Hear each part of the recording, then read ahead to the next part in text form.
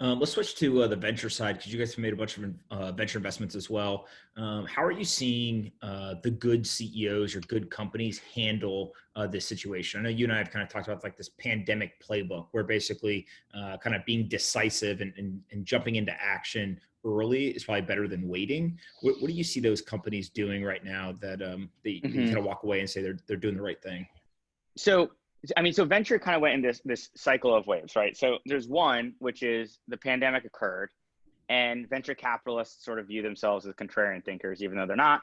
And they were like, oh man, markets are down. It's a great time to buy. We're open for business. And any other venture capitalist who's scared right now, what an amateur. I've been through cycles. This is going to be great. And I'm going to be here with you. And then, and that was bullshit, right?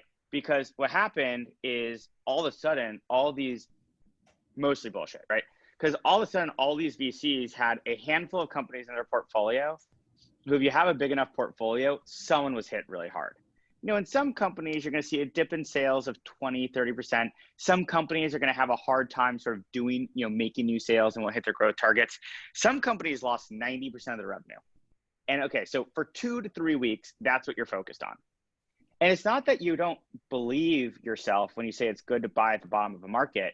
It's just hard to spend your time giving capital to a new company when a company you're on the board of is in crisis mode. So then what you do, the next week, people kept tweeting or whatever the hell they do. And then people were saying, okay, well, let's look at our fund. How much dry powder do we have left? What percent of our portfolio companies have a lot of cash? What percent of them don't have a lot of cash? Who are our most important fund drivers and how do we make sure they're okay?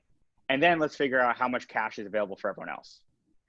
One of the things that happens in venture capital is usually VCs focus on one stage. They might be a seed stage firm, a Series A firm, a Series B firm, whatever. But when you do a round and you expect some other firm to come in and do the next round, it's usually on the back of hitting your plan or hitting close to your plan or growing. In a world where people are going to struggle to grow, like if you're an enterprise software company and you're making sales, it's probably not going to be a lot of sales to be made, right? A CFO is going to be sitting there being like, I can lay off more of my friends or I can buy this cool thing. And if it's not a cost-saving thing, you're not going to get it. So there's not going to be a lot of growth, which means a lot of these VC funds had to take their fund and carve out a larger portion than normal for follow-on and insider rounds to lead insider rounds into their portfolio companies. That just means new names will be printed less, right? There's just less room for new deals. And so I think most VC firms have done that now. Then there's the stage of going to every single one of your portfolio companies and going through like the sort of generalized plan. Okay, let's go through every single one of your payables and figure out what you don't need to pay or what you can reduce. AWS bills, probably reduce those. Salesforce bills, probably reduce those. G Suite bills, probably reduce those. Landlord rent payments, probably reduce those. So you literally go into your credit card, corporate credit card, you go into your bank account, you look at every outgoing wire, every outgoing amount, and say, what do I not need to pay and what do I need to pay later? And then you force rank your employees, which is sort of the hard part, and you decide, one, if you had underperformers, and companies are notorious for not being good at laying people off or firing people who aren't performing, often because they're founded by new entrepreneurs who don't like having those conversations, you now have the best excuse ever, to do that, as sad as that sounds. And then you say, okay, so if I'm not going to be able to raise money for 12 to 24 months, how much capital do I need? And you often need to extend your runway, and that might mean even more layoffs. And then you say, let me go through my customer list. What percent of my customers are like in travel? I should assume that none of them are going to pay me. What percent of my customers are streaming services? How do I lean into those customers? But I would be, if I was an executive, on the phone with all my key customers, trying to figure out how I can proactively work with them.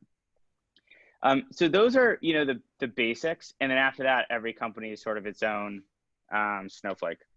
Yeah, it's really interesting because I think there's the two components, right? You can grow revenue and you can cut cost, but what we actually will see here is some companies will suffer pretty drastically and some companies will actually get aggressive and steal market share, right? And there's simple things like, travel and hospitality obviously are going to suffer for the most part, but then the streaming companies will do well.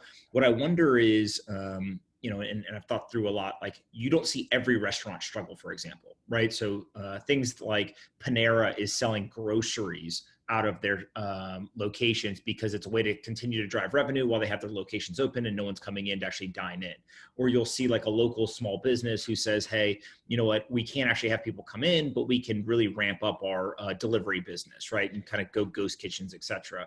Are you seeing kind of that ingenuity from entrepreneurs, or are people still in the mode of like, let me get a lay of the land and understand what's happening before I make any rash decisions? I think, it sounds cool to say, wow, this is like my moment to play offense while everyone else is playing defense. And I think that's right. I think it's a little, look, if you're an entrepreneur and you think you're smarter than a virus, you're pretty fucking cocky. So I think having some humility going into this is important. And you can have a hypothesis that this is better for your business. We have a portfolio company that is in the sports space. And one of their hypotheses is that because live sports are down, they're actually going to see an increase in revenues and an increase in demand. But it's still a hypothesis, and we're not taking action on it until we see the data to prove that we're right. Because there's so many things that I couldn't have predicted. Like, I didn't know that footwear would be hit harder than apparel generally. That seems like or I didn't realize how much luxury was going to get hit. I was talking to another lender and they were saying that their borrowers are struggling because they can't lower their prices. And because if they lower their prices, it takes away the brand quality. Right. And that, people kind of know that, but it gets hit harder than you expect. Things like beauty and staples are doing well. I didn't expect podcast streaming to be as down as it is compared to music streaming. And then you start thinking about things like, okay, well, 90% of Spotify's revenue is subscriptions, not ad spend. Like there's all these things like you just didn't think about before all this occurred. I think in a month and a half, 2 months from now, you'll start to see data. As data starts to prove out your theses and hypotheses, lean into it. But until then, have the hypothesis and know what the data you would need to see is to go take action on it. But trying to convince yourself you're the smartest person in the room right now, especially if it's your first time going through a crisis, I don't know. Doesn't seem like be prepared, but don't go too early.